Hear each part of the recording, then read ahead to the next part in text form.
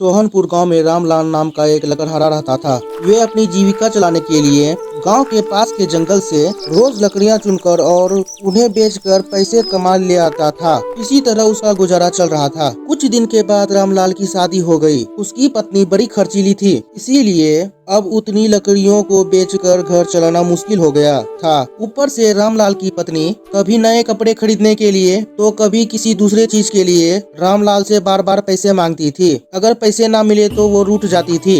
रामलाल अपनी पत्नी से बहुत प्यार करता था, इसीलिए उसकी नाराजगी बर्दाश्त नहीं कर पाता था।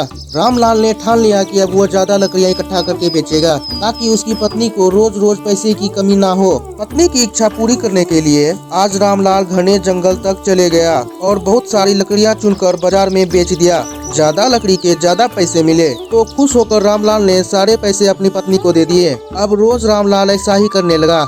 देखते ही देखते उसके मन में लालच इतना बढ़ गया कि उसने धीरे धीरे पेड़ काटना भी शुरू कर दिया। पेड़ काटने से ज्यादा लकड़ियां हो जाती थी और उसे अधिक दाम मिलने लगा। लकड़हारा हर हफ्ते पेड़ काटता और लकड़ियां बेचकर मिलने वाले पैसे से अपनी पत्नी का शौक पूरा करता।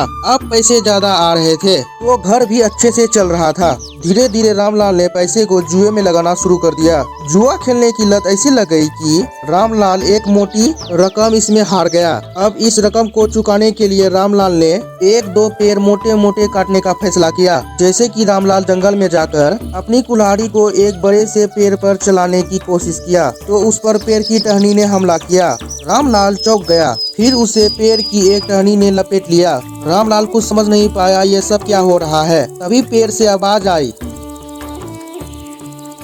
मूर्ख, तुम अपने लालच के चक्कर में मुझे काट रहे हो। तुम सारे पैसे जुए में लुटा देते हो, फिर पैसे लौटाने के लिए पेड़ काटने आ जाता है। तुम्हें पता है पेड़ कितने कीमती होते हैं? हमारे अंदर भी जान बसती है और हम तुम्हें इंसानों को जीने के लिए हवा, धूप से छाया और भूख को शांत करने के लिए फल देते हैं, लेकिन तुम अपने स्वार्थ के लिए हमें काट रहे हो।